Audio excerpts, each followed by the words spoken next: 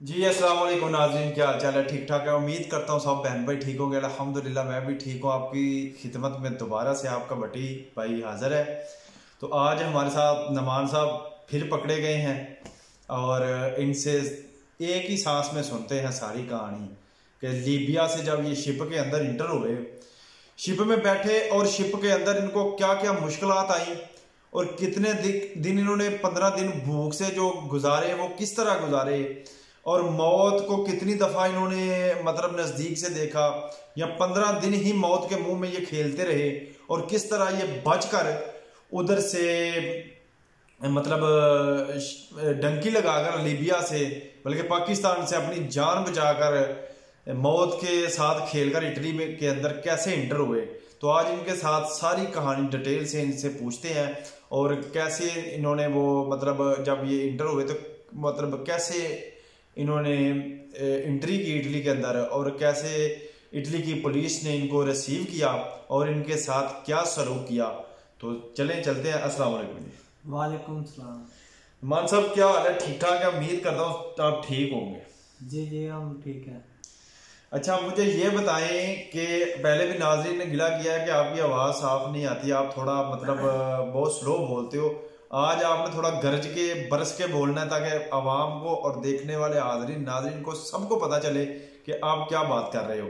मेरी आवाज़ बिल्कुल क्लियर जाती है लेकिन आपकी आवाज़ नहीं जाती।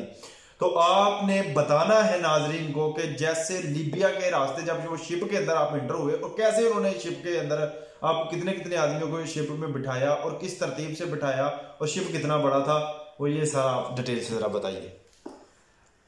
जब हमें शिप में बड़ी बोर्ड में बिठाने लगे, पहले तो हमें छोटी स्पीड बोर्ड में बिठाया उन्होंने। कोई 10-15 किलोमीटर वो स्पीड बोर्ड में लेते थे। कोई हम 20 और 25 लोग होते थे एक शिप के बीच में। 25-30 भी हो जाते, 50 भी। जैसी झुंबड़ बड़ा होता था ना, जितने बड़े होते ज्यादा होते थे उतने फिर शिप में बैठ जाते थे। वो नहीं ऐसे कहते आप कम हो जाओ कि ना हो कि फिर हम जाते थे। खतरा भी होता था, शिप ऐसे डोलता भी था, बहुत स्पीड बोर्ड थी, उस पर बहुत हमें डर आता था। और फिर बड़ी बोर्ड में जब गए, कम से कम हमें कोई 10 के 12 दिन लगे हमें इटली पहुंचते हुए।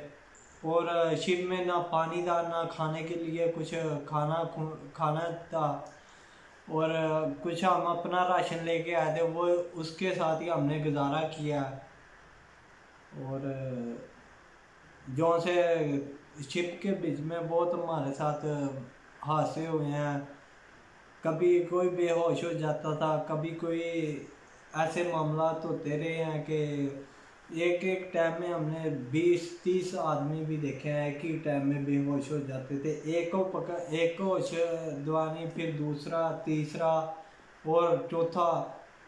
बस फिर वाम रोती और अजानें देती थी कि अल्लाह करे एक बार हम इटली अपड़ जाए, हम फिर ना कोई गुनाह नहीं करेंगे। और फिर यहाँ के वो के उधर हमने एक दो मौत भी देखी है कि 2-3 मौतें भी देख लिया है शिप के बीच बीच में। उसे ऐसे ही करा देते हैं वो, जो से उधर के इंचार्ज होते हैं, जो से वो शिप चला रहे होते हैं, उन्होंने ऐसे ही घेर देते हैं कि कोई इसका वाली वारिस ही नहीं। फिर हमें जब इटली वालों ने रिसीव किया, इन्होंने भी 2-3 दिन के बाद रिसीव किया इटली वालों ने, कि उनको पहले इतला देनी पड़ती है कि भाई हमें रिसीव कर लें। इन्होंने लेट इतला दी कि हमें रिसीव किया जाए। फिर उन्होंने रिसीव करने के बाद हमें एक कोई 24 घंटे हमें इटली वालों की एक बहुत बड़ा शिप था उसके बीच में रहे 24 घंटे। उसके बाद उन्होंने सिलसिलिया बंदरगाह के साल लगा के उधर हमें तारा और फिर उन्होंने अपना प्रोसीजर शुरू कर दिया। कपड़े और जूते, खाना पीना, सारी चीज़ें हमें उन्होंने दी। और फिर ये तो जेंटों ने तो हमें सब्ज़ बाग दिखाए थे कि उधर कुछ नहीं होगा, वैसे वैसे। ये कोई बात नहीं कि ऐसे नहीं होता, बहुत कुछ होता है। एजेंटों की बातों पे ना आए, आप ना इधर का रुख करें, बहुत खतरा है। आगे स्पीड बोटें हमने कहीं देखियाँ कि आती थी, आगे पता ही नहीं चलता था किधर की या किधर नहीं। वो पीछे तालाब भी नहीं देते, उन्हों का कोई पता नहीं लगता कब कहाँ डूबगी कहाँ नहीं। इसलिए कि आप अपनी एहतियात करें। ये एजेंट तो हमें भी सबज बाग दिखाए थे एजेंटों ने कि उधर कुछ नहीं होगा, हमने तो अपनी आंखों से कितने आदमियों की मौत देखी है। सही है। नहीं तो जब आप रिसीव इन्होंने पुलिस वालों ने किया तो आपसे पूछा नहीं आपका एजेंट कौन है, और क्या मतलब उस टाइम फिर आपके साथ उन्होंने क्या सवालात और जवाबात किए, ये बताएं जरा नाज़रीन। जब उन्होंने हमें रिसीव किया, उन्होंने पूछा कि आपको इधर कौन लाया है, ये शिप चलाने वाला कौन है। और जो सा शिप चला रहा था उसने पहले ही बता दिया था कि ये मेरा नहीं बताना आप लोगों ने।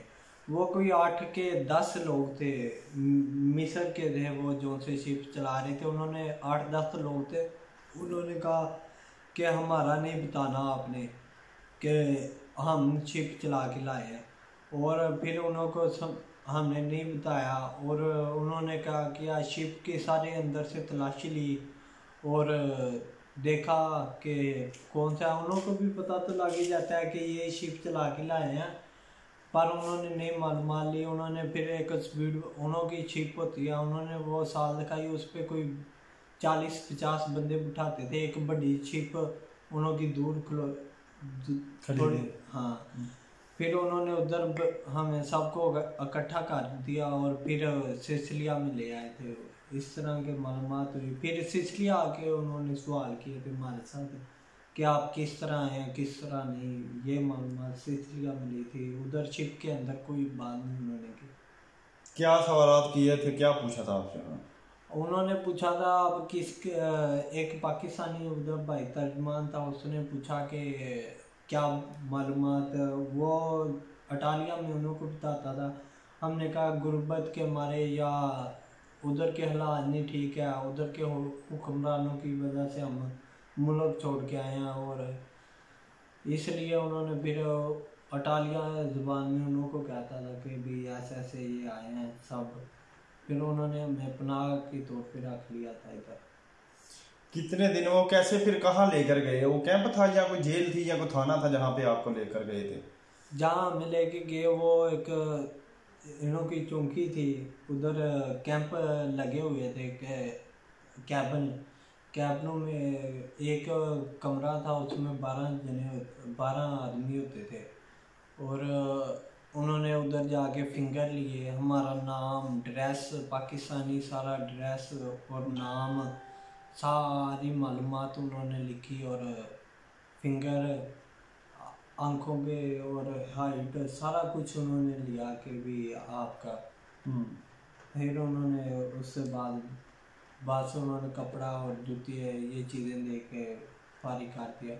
फिर एक माह उधर रखा, उन्होंने एक माह के बाद इधर शिफ्ट कर दिया।